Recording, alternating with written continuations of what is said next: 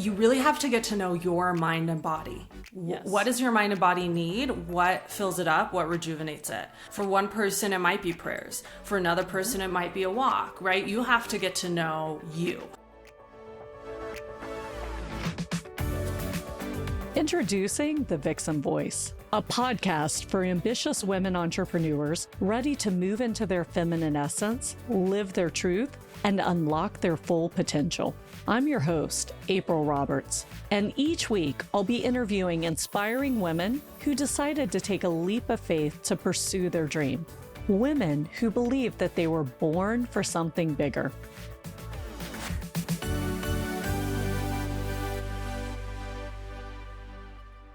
Hey there, just popping in quickly. It's April Roberts, and I wanted to thank you for being a loyal listener of the Vixen Voice. It means so much to me. And because of that, we're going to be popping in these little announcements because I want you to be the first to know what's going on at the Vixen Gathering. So if you haven't done so yet, click the link below and check out the Vixen Founders Collective. The members who are already in are raving, and we would love to have you join us in the ultimate business consulting, networking, and personal growth community for Gen X female founders. See you there.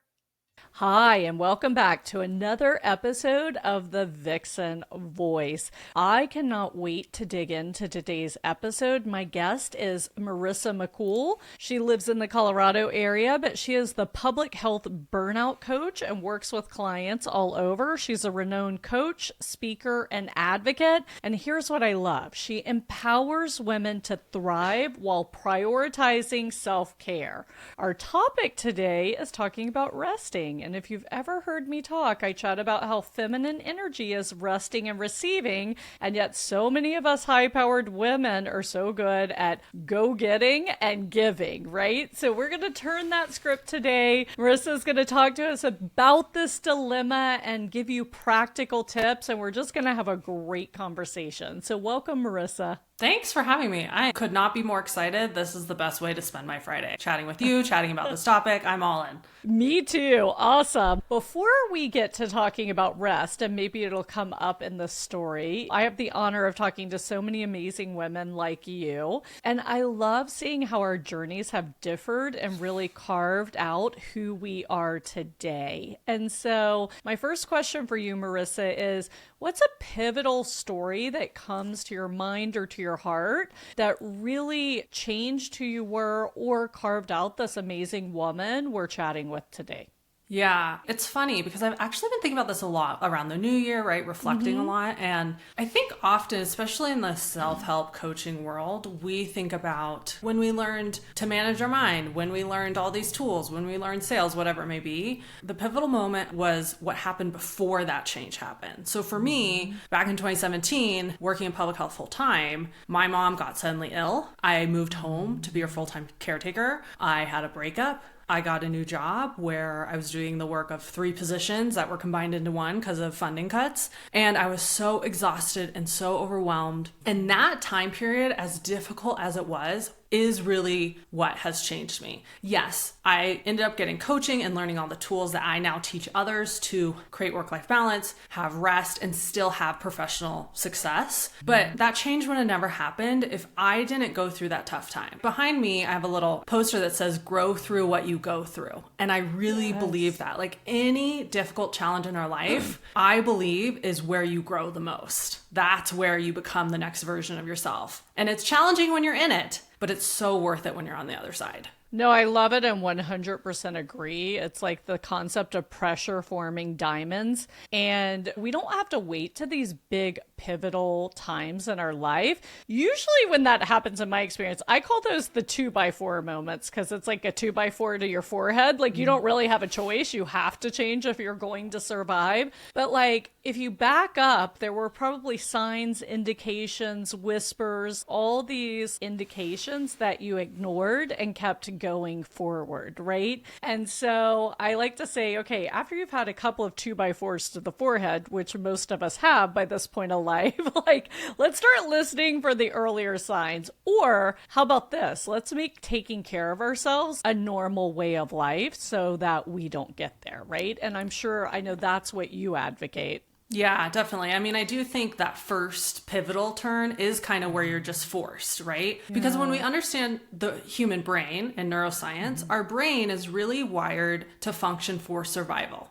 So when we are in our first kind of pivotal moment when we're forced to, because we are not surviving, that, is a big change. But once you go through that, if you choose to then take the signs to work to thrive, so you don't get to that point where you're drowning, you don't get to that point where it's a survival thing, and you're optimizing for thriving, that is such a different experience. It takes more intention, right? It takes active choice because you're not pushed up against a wall. And in some ways, it can take more work because it does require that intention. Because our brain, when we are under survival threat, doesn't take as much work to get motivated because you're like, I have no other choice. Yeah. The funny thing is boundaries just popped into my mind right now because I talk a lot about setting graceful boundaries. But, a great example could be if you think about a time your back was against the wall, boundaries become no big deal. You're just like, nope, can't do it. Nope, can't do that. Nope, can't go there.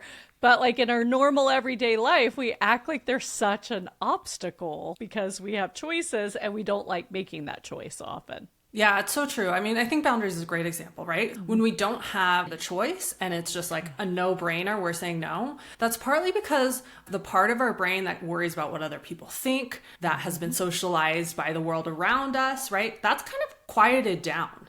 Our survival brain takes over a little bit. But when we're trying to set boundaries when we're not in that space, that part of our brain that's telling us, oh, what are they going to think about you? Or what does this mean for this? Or you shouldn't do this, or they'll be mad. That part of our brain is much louder, and that's what you have to learn to navigate. Yes, I love that. Well, I agree with you. I know you call it the rest dilemma, but I think it's an epidemic that people are not getting enough rest, especially in the Western culture in today's world. And you kind of mentioned especially entrepreneurs. I couldn't agree more. And what's so crazy is being an entrepreneur requires pivoting, problem solving, creativity, all the things that if our tank isn't full and we're not rested, we have very limited capacity to do.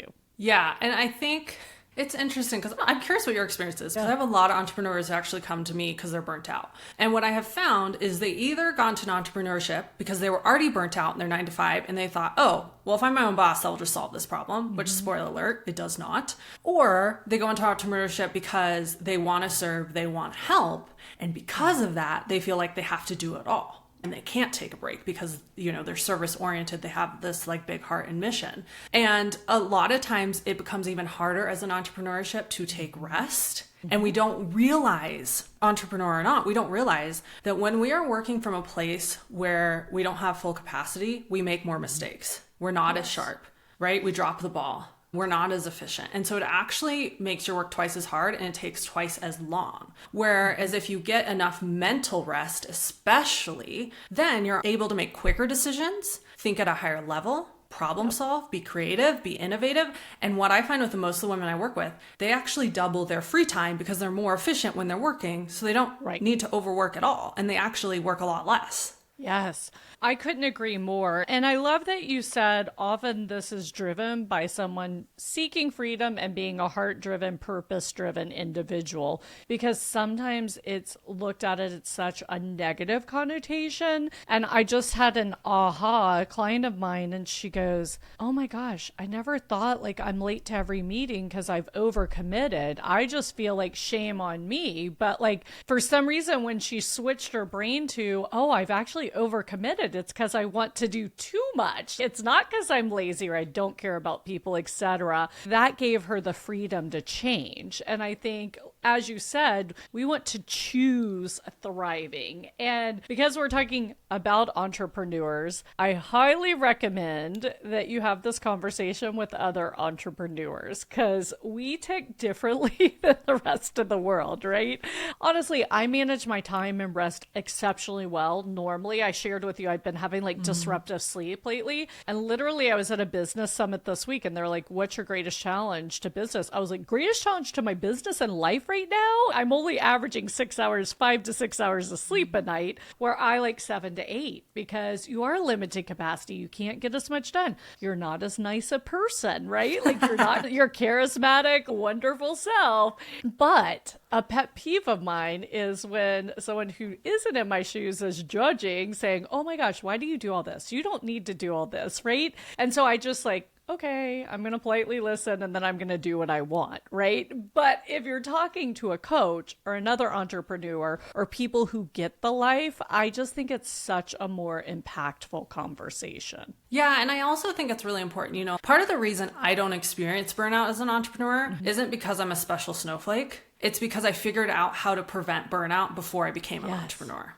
Right? And whether you figure it out before you start a business or during, you're going to have to at some point. And part of the reason is, especially in the US or Western culture, as you mentioned, the way we're socialized. So we are taught that you get rest once you achieve your goals. Once you make that revenue, once you achieve this milestone, then you can rest. Well, what we're taught about achieving goals and success is work longer, work harder. So then what happens? In order to achieve our goals, we think we have to work more. So we exhaust ourselves out so much. Then if we do achieve the goal, which often takes longer because we're doing it, with an empty tank, what happens? The sky doesn't just drop rest on our lap. A stork doesn't bring it, right? Goals don't deliver rest. You have to choose to take rest. And part of the problem is it's not just choosing it after you hit a milestone. You have to choose it on the way there. I work out about 4 days a week. And the coach there always says, we do a set and then we take a break. We do a set and then we take a break. It's not like go for an hour straight lifting weights and then after the class you rest. No, it's both. It's exerting energy, resting, exerting, resting. But we haven't been taught that way. And partly it's, our history, the industrialized revolution and how that changed the workforce, what's portrayed, even our school systems, how school is set up for kids, how we're socialized. There's so many factors to it, but we have to change our understanding of what creates success and how we obtain rest. Yeah, and I like to share with my clients, I don't know, this is something I learned or took up. You get paid to rest. If you're the leader of a company, the CEO of a company, just like a professional athlete, they train hard, but part of their regiment is rest, right? Otherwise, they can't show up and win the game. That's the bottom line. I like to work out with my clients. I like them to understand what their hourly rate is. I'm like, guess what? Your hours you rest are worth that much money too, right? And I guarantee if we start resting, we're going to increase that hourly rate, what you're earning when you're actually working, right? Because like you said, you learn to be more efficient and you can work in less time, get the same amount or more done. And all of us want to get paid more for our time. I mean, yes, we're doing this because we're purpose-driven and passion-filled, but it's kind of cool to get paid more for your time too. Yeah. And I even heard recently, I loved this fact that when Tom Brady was playing, every single day throughout the year, on season off, he would stretch for a whole hour. Whole hour, right? Because he knew at the top of his game that was so important, right? Stretching is a form of rest. That was so important. And so if you are a leader, if you are an entrepreneur, if you're a business owner, you do need to. And not even just that. Even think about your employees, if you have employees. Yes. Would you rather an employee who works 60 hours a week but makes mistakes and takes a long time to get things done, or someone who maybe spends 30 hours at a high quality, high level, and the other 10 hours, maybe they're going on a walking break, they're taking their lunch, they're doing some restful steps within the week? Everyone I ask that question to always says the latter. Always. Because it's not about the hours you work. It's about the quality of work. And the results. And Yes. first of all, thanks for that tip about Tom Brady. That also explains his longevity of his career and how he stayed at the top of it till the end. That's an amazing insight. So you talked about stretch as a type of rest. I've kind of heard you say part of the problem is people don't understand what rest is. What do you define as rest? Yeah, so I often talks about how there's 4 types of rest. And then I also talk about the 2 ways, especially entrepreneurs need to get rest. So the types of rest are physiological, physical, mental, and emotional. So physiological is what your body is doing when you're sleeping. It's consolidating memories, so you have more space in your brain to take information the next day. Physical, we think of laying on the couch, which that can be restful, but for most of us, it's like going for a walk, stretching, going for a run. What does your body need? If your stomach is upset and you need to take Tums, or if it's growling because it needs food, right? Taking care of your body. Then what I find most people need is mental and emotional rest. Mental rest is kind of a break or a reduction in the mental load. And emotional rest is our ability to process through our emotions so we don't get stuck in resentment, in worry, and anxiety. So when it comes to entrepreneurs, I often say you need 2 things every single day to actually feel rested. You need recess and you need relaxation. We have been taught recess is for elementary kids who are playing on the playground. That's not what it means. It means taking regular temporary breaks. It is actually part of the problem that kids in school stop having recess as they get older, because that's part of how we're socialized to believe rest isn't important and it's just about doing. That's not true. So you need recess. You need every single day breaks in your day, physical breaks where you stop working. And you can play if you want. You can go for a walk. You can eat your lunch, whatever it is. So that's number 1. Number 2, relaxation. And most people, when I say that, they think of like a spa. But that's not what it means, right? Relaxation just means the break from the mental tension or anxiety. So even if you have recess throughout your day, like breaks throughout your day, if you don't know how to mentally relax, you're not going to feel rested, right? We've all done that. And then our brain's just going off on all the million things we need to do, and we don't feel rested. We don't feel relaxed. So you need both. You need the physical breaks, but you also need the mental break. No, I love that. It was 2 weeks ago, and last week was just a little crazy, so I got off track. But 2 weeks ago, I do my meditation and prayers. I used to do them all in the morning. And so what I did is I was watching an interview with the founder of the Hallow app, and he said he really developed it for himself to help him pray. And then, of course, it's now a phenomenon. He said he uses it 3 times a day.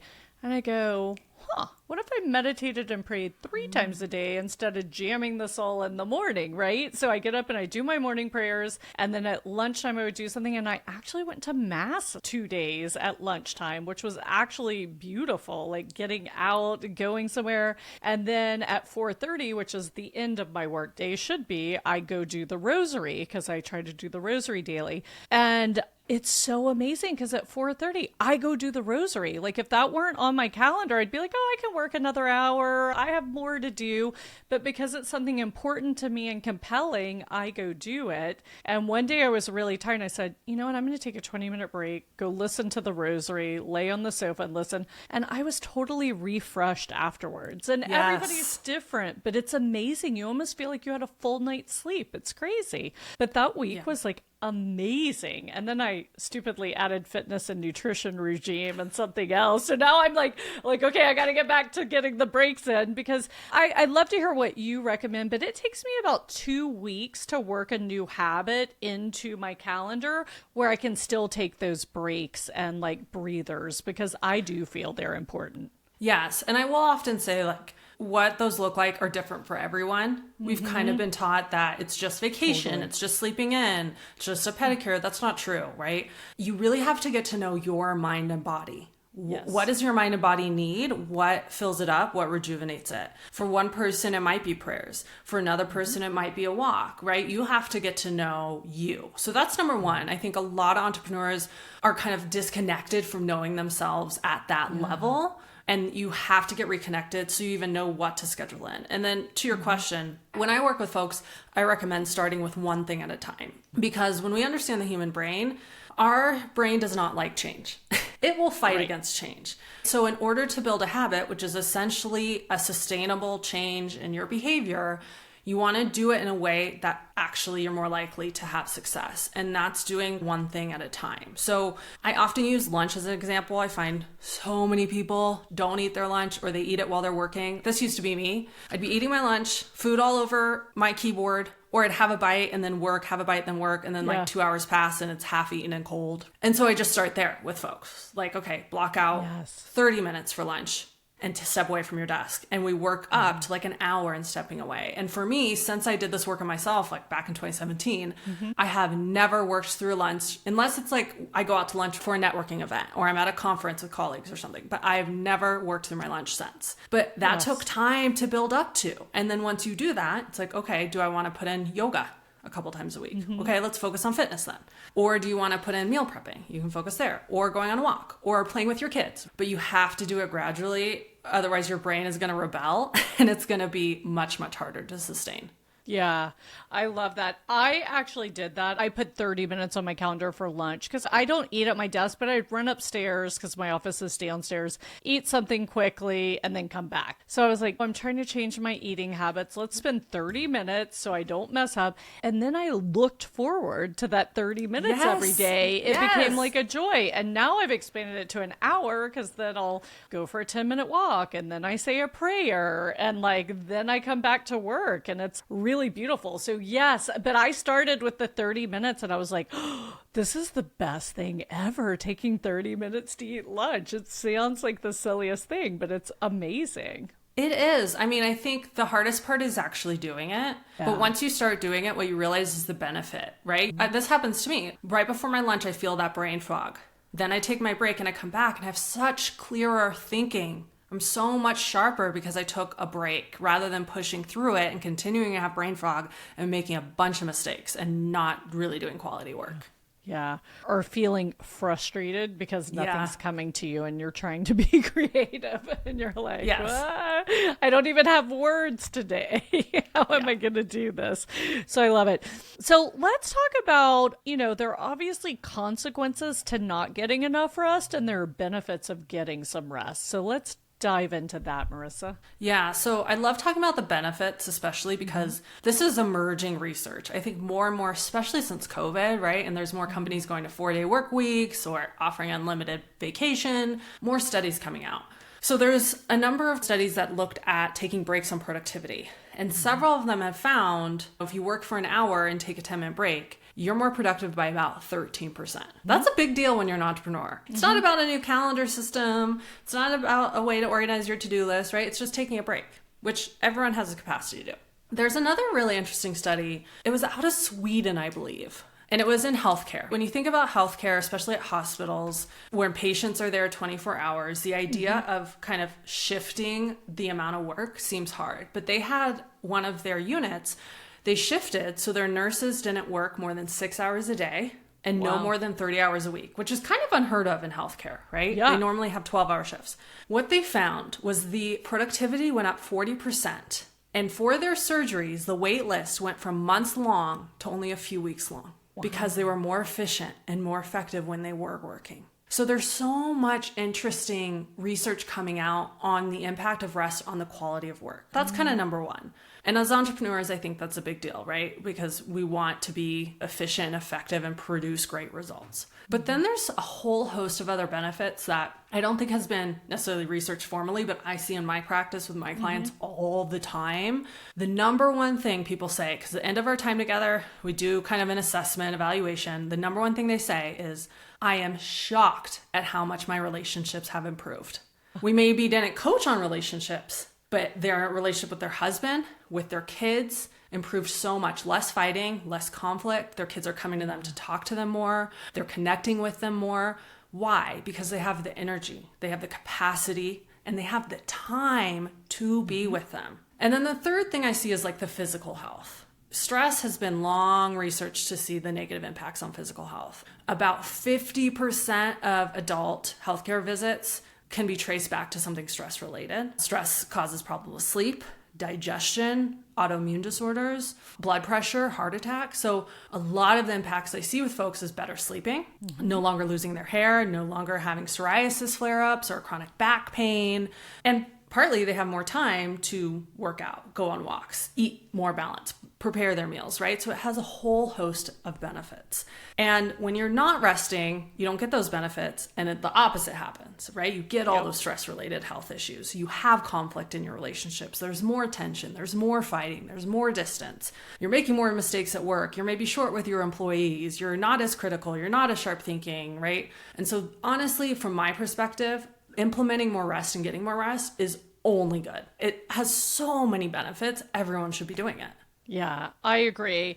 And I'll add one stat to your first one. So I'm a certified high performance coach, and studies show that high performers take breaks every 52 minutes. So first thing I have my clients do is if they're meeting based, 30 minutes can be done in 25 and an hour can be done in 50. Therefore, you get a break every 25 or 50 minutes, right?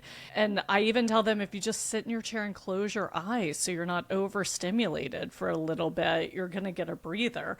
But I love that. You're totally right. Like, it makes a huge difference on performance, happiness, and physical life. So I love that.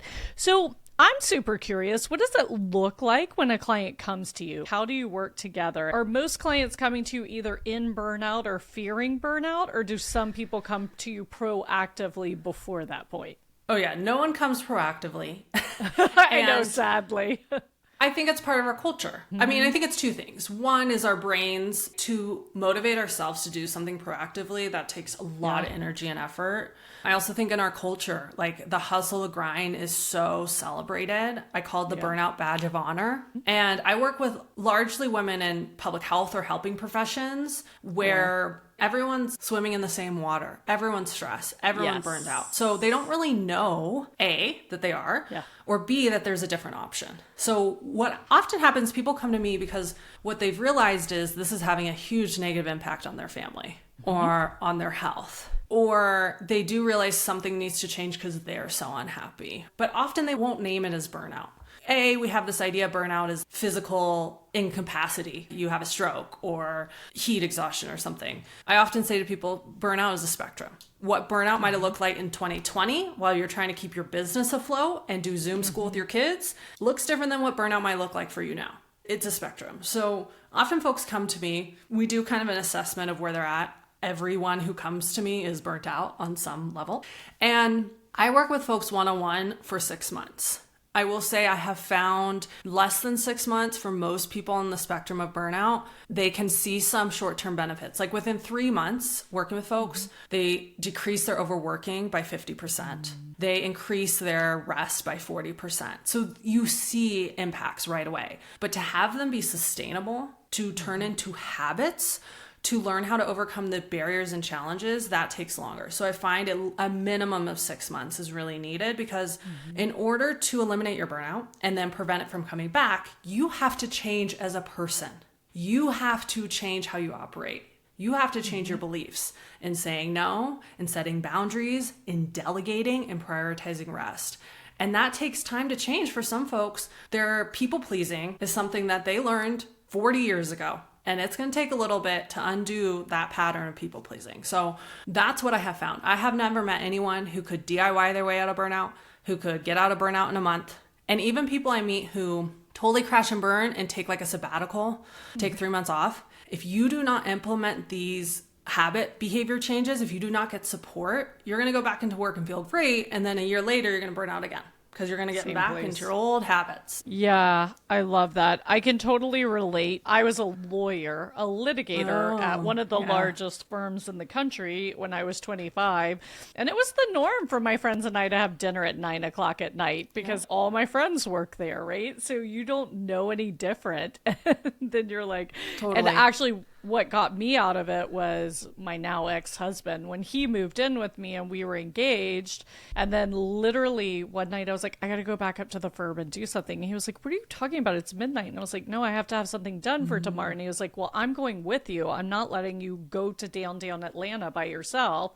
And I walked out to do something, opened the door and realized he was sleeping on the floor because it was like 2 a.m. Okay, there's someone else in my life. Like I might need to adjust this. house, right? I don't want the man that I love sleeping on the floor to protect me because I'm a workaholic. Like, this is crazy. Sometimes you need that reflection, that mirror to be like, oh, wait, A, maybe this isn't great. And B, maybe there's another way. Yeah, then you realize it's not normal. So, no, I think what you do is so important. And if we can for a moment, focus it specifically on women and female entrepreneurs. That's who I serve, and most of the listeners of this podcast, not all. I find it interesting because what I do in my coaching is help invite women back into their feminine essence, because so much of our culture is masculine. It's not bad. We all have feminine and masculine energy, but you have to know what to use where. And a lot of times they'll take the masculine energy from the workday home. And a lot of this is what you're talking about. Plus you're tired, you're not getting enough sleep. And no wonder you find yourself screaming at your kids, or your kids don't want to listen to you, or your husband doesn't like you suddenly, right? It's just like, there's nothing wrong with you. Anyone in this cooker would be in the same position. So anyway, by helping them step into their feminine energy, finding peace, joy, and love, surprisingly, they make more money. Imagine that, right? I think what you do is very similar, but from the rest perspective. But anyway, long way to say a feminine energy is resting and receiving. And so here you have women who own businesses, that have families, they have all these balls in the air, and the last thing they do is rest and receive. So I always say it's like a recipe for burnout. It's right around the corner for doing that. I didn't even know it existed, that people help with burnout and rest like you do. So I'm so excited for what you do. I'm sure I will be referring you clients, but let's talk about the challenges though, because I don't want someone listening saying, oh my God, that's me. Oh no, we got to stop beating ourselves up, right? Like anyone put in that cooker would end up with the same results. There's nothing wrong with you. So can you share some of the challenges and why people in general don't get enough rest, especially entrepreneurs? Yeah, and particularly women. I think there's kind of a different experience, right? And I talk about this as far as like the internal barriers and the external barriers. So the external barriers could be something like you might be caring for your kids, but also your aging parents. You're in the sandwich generation, and maybe you don't have the resources to hire help. Those can be external barriers, things that are kind of outside of you, you don't have full control over. They have an impact on your time, on your energy. Then there's internal barriers. So the ways in which you're adding more stress to yourself and you're preventing yourself from getting rest. So when your brain tells you you can't take lunch, you have too much to do. Or when you have that people-pleasing tendency and you over-worry what other people will think. Or you have a really self-critical brain. This is me. My brain loves to beat me up. It prevents me from prioritizing myself. So it's important to recognize, okay, is the barrier I'm facing in getting rest external or internal? If it's internal, that's totally on you to adjust and to get help adjusting. And you can, right? And it doesn't mean anything's wrong with you. This is really, really important. Part of the reason we have these internal barriers, especially for women, is the way we've been socialized. We've been taught in very subtle ways, it's our job to take care of everything and everyone. Yep. We're in charge of everyone else's feelings. Everyone has to like us. We need to make sure everyone likes us. So we've been taught all these messages that then become our internal voice. So it's not your fault. But also, for it to change, you have to do the work to change it. So that's if it's an internal barrier.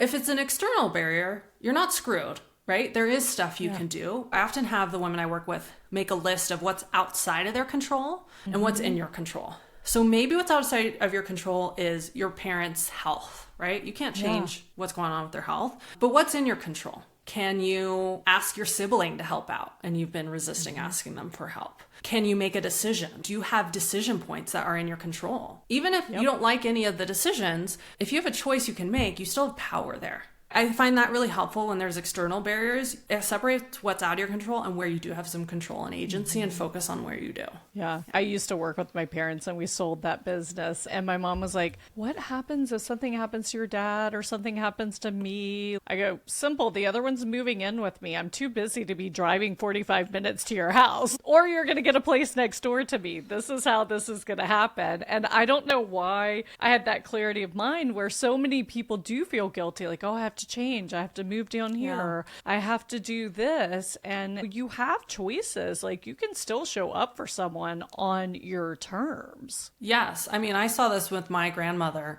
She broke her hip. She couldn't take care of herself. My mom moved her into my mom's house. And she had the means to put her in assisted living or full care. And she didn't for like 2 years. And you could just see the stress for my mom as the caregiver. And she just didn't believe she had a choice, or that if she made the choice, she's a bad daughter. And you have to be able to see where you have agency, and then also address the internal things that might be coming up. That guilt, that doubt, that self-shaming, and address those things. And once you do that, you find you have so much more agency over your life. No, it's true. I mean, there are usually options, and a lot of my clients are in the sandwich generation you talk about. One time we were at a retreat and we were hot seating, and I invite them to hot seat either personal or professional problems. That's why it's all women, because a lot of times it's your personal life that's distracting and then it's affecting your business, right? So even though we're doing business coaching, you want to be a whole person. And one of the members said, I'm really stressed because I always thought it'd be my job to take care of my mom. And now she wants to move to New Zealand where my sister is. And like, that's what she wanted to hot seat with us, like how to have this conversation with her mom. And we're like, cool, let's go for it. Because this is a big thing in coaching. And I'm sure you see it all the time.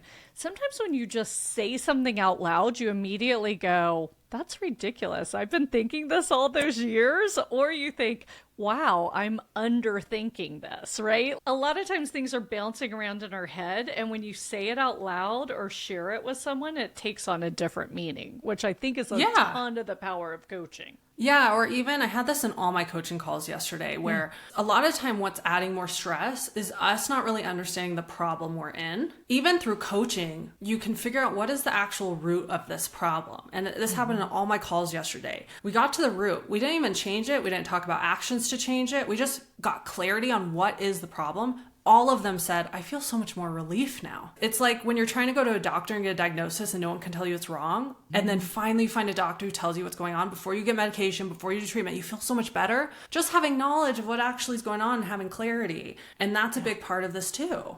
Yeah, because we as humans don't like uncertainty. No, we like a little bit for fun, but we don't like it systematically. No. If COVID in 2020 taught us anything, it was that human brains hate uncertainty. 100%. I love it. Marissa, I think you and I could chat all day. So I want to make sure before we wrap up, what are some tactical tips that you could share with anyone listening? I'm going to say how they could sneak more rest in their day, because I feel like that's what you have to do to begin with, right? Yeah.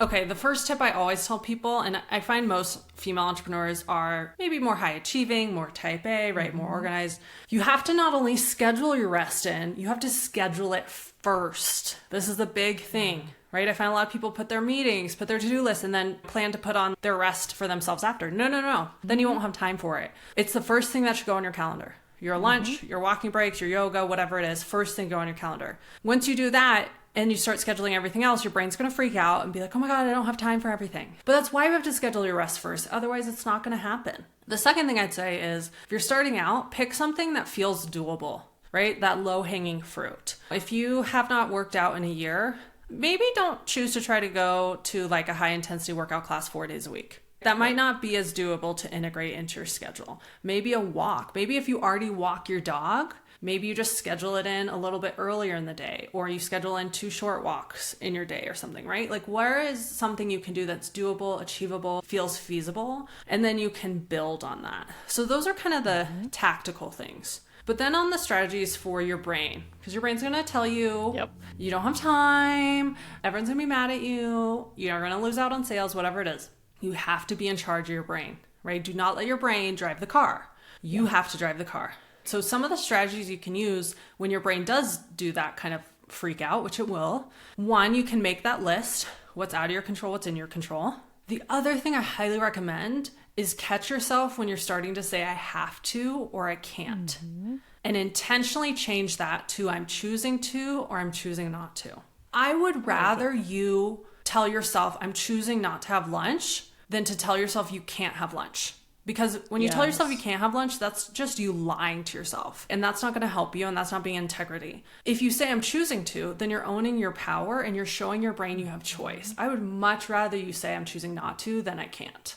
Yes. I love this concept of choosing because I feel when you understand you choose everything in your life, it's the ultimate freedom. Everything is a choice in your life. And it's a long road to get there. But once you start seeing everything as a choice, it's just life operates differently and it becomes magical. Yeah, often, some people will ask me, like, in one simple sentence, what is the way to eliminate burnout or prevent burnout? And I always say, take full responsibility for your life. It's not your team's fault that you're burnt out. It's not your husband's fault. It's not your kid's fault. It's not your client's fault, right? You have to take full accountability and responsibility for your life. And that requires you to recognize that you have choice in everything. You choose everything you do, you don't do, you say, you don't say, right? Once you take that full accountability and responsibility, then you can make changes to get out of your burnout and to prevent it from coming back. Yes, I totally agree. I love that. Thank you so much. Before we get going, Marissa, I'd love to chat about you as a woman and entrepreneur a little bit more. So, as I said, I think it's so important to understand our feminine and masculine energy and when to use what. At the Vixen Voice, we're all about stepping into our feminine power. So, I'd love to ask you, when do you feel your feminine energy flowing? When do you feel like you're really in that essence or in the flow? Honestly, for me, and this is so personal, right? For me, it's when I'm in nature. I am such a nature person. I feel so connected to nature. I grew up in the mountains. I feel so connected. And that's kind of where I feel most connected to me, like the core of who I am. And I get so much inspiration. I get so much joy. I get so much creativity and so much reflection, right? And I really feel that feminine part of me come to life, which is funny, right? Because when you think about nature, we're taught it's a man's thing to go cut down some wood and rock climbing and all this stuff, which is not true, obviously, but we are socialized around that. But that's where I feel the most. And I know people who don't feel that way about nature. I have a friend who's talking about how, like, every guy she's trying to date, every guy in Colorado loves to camp and she hates camping, right? So it's not everyone's kind of place. Yeah. But I do think you need to figure out what it is for you, because then you can intentionally connect with it more often and reap the benefits of it more often. I agree. And there are different degrees of nature for different people. Yeah. I love nature, but it's going to be a hard time getting me to go camping, right? But like, we're going to go hiking in the woods. Cool. Let's go to the mountains. Like, I love the sun on my skin. It's just amazing. But yeah, I love that you pointed out that nature has been masculinized, because it's true. And it's so funny because she's called Mother Nature for a reason. Seriously, right? Yeah. I know. It really is. Like, what I'm envisioning is I'm just sitting around a bunch of like forest trees, and I'm just taking in like that awe, that space of awe, my husband calls it. We're just in awe of like the beauty, the natural beauty. And often, I think a lot about rest from nature. Nature doesn't overwork. Nature takes regular rest. If we operate more like nature does, I think we'd all be better off. Yeah, and the flower doesn't think about it, it just blooms. Yeah. It takes its rest and blooms. For me, the beach is very restorative for me. My brother has a house. It's on an island in Honduras. And when I'm there, I just run around barefoot, like no makeup, hair thrown up, in a swimsuit or shorts. I feel so light and free when I'm there, which, I mean, there's a ton to all the minerals in the earth and everything when you run around barefoot. It really is physically restorative too. It's not just your emotions and everything, but yeah, for me, that nature, or it's become so popular to grounding. But I mean, I always loved running around barefoot in the grass. That's just an amazing feeling. So yeah, I mean, I grew up in the mountains, so like I would go in the backyard barefoot in the dark and know how to like get around. I feel like in a past life, I was an animal out in the wild. I love it. You'll understand this. I was in Estes Park in Colorado, and it was it wasn't summertime, right? And like they have the little creek that goes through, and I was just so cold to put my feet in the creek. And so we're walking along the little path, and it was kind of cold, and there were kids down there with their feet in, and I'm like, oh, I'm going. So like I put my feet in, and like it was the most refreshing thing. Like it was amazing. Yeah, that is the perfect word. The mountain water, the mountain springs in Colorado or any other mountain, so refreshing, like truly. Amazing, beautiful. Okay, so before we go, what color is your feminine energy? Ooh, I don't know if I've ever thought about that. I think the first thing that comes to mind is an olive green. I have an olive undertone, and all the colors I love to wear that complement that are where I feel confident. When I do my makeup, like oranges actually complement olive green really well. Yeah, it just makes me feel confident. My best self kind of thing. Yeah. I love that. Beautiful. Awesome. Well, before we go, do you have any additional message for our listeners today? Yes. I will say for entrepreneurs, we alluded to it, but I want to make it really clear for everyone listening. Getting to your revenue goal is not the way to prioritize rest, self-care, and it's not the way to grow your business. Like one of my business mentor always says, as you scale, you don't just scale your clients and your revenue, you scale your problems. And so if a problem you have, no matter where you are on your business journey, is overworking, you're gonna have that problem once you hit 1 million, once you hit 20 million. So as entrepreneurs, if you wanna keep doing your work in the world, serving others, making more money, you have to prioritize self-care and rest and balance. You have to. It's not just for you, it's for the health of your business. Yeah. It's like if your business was another human being you're in business with, and they were like, hey, if you're not taking rest, like you're burning me out too. That's kind of what it's like. Like you have to do it for you and your business. And I want to make that really clear because I think especially all the business coaching we get, the advice, I've seen this so many times, this idea of like, well, once you get there, once you make this amount of money, then you can take all the vacations, then you can just like work 1 day a week, right? And that's not true. There's no amount of money you're going to earn that's going to deliver that to you. You have to change and implement the habits in order to have that balance that you want no matter where you are in your journey. So it's really, really essential for entrepreneurs and particularly women who are kind of already in the entrepreneur space, taught, even though it's not true, that we have to hustle harder, that we have to do it all, that we can't make as much money, right? It's so, so important. I cannot emphasize it enough. There's so many entrepreneurs who come to me and I'm like, you have to do this. You have to prevent your burnout in your business. You have to, or you're not going to have a business. Yeah, no, I agree.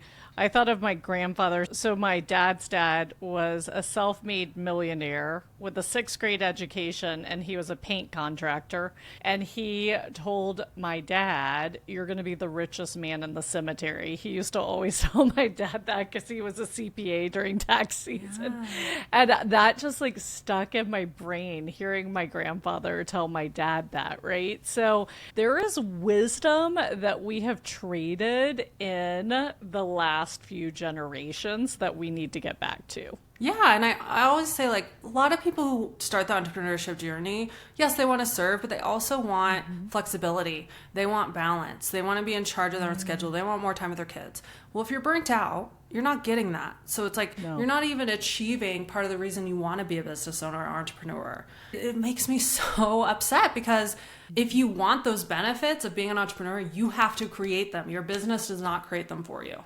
100% true. I love that. Well, Marissa, it's been such a lovely conversation. I'm sure I'll chat with you again. Maybe we'll have you back for more tips and we'll continue this conversation. For everyone out there listening, as you know, I always say the world needs more love. So today we're talking about resting and restoring yourself. So challenge yourself. How in this next week can you find time to love yourself and allow yourself rest? And here's the second challenge. If someone you love is attempting to do the same, give them the grace and give them the space. Awesome. Everyone have a beautiful day. Marissa, thank you so much. I will talk to you all soon. Thanks again for listening to the podcast. If you enjoyed today's episode, be sure to hit subscribe so future episodes are automatically downloaded directly to your device. And if you want access to today's show notes, including links to all the resources we mentioned, visit vixengathering.com/podcast. Thanks again for listening, and I'll catch you next week for another episode of The Vixen Voice.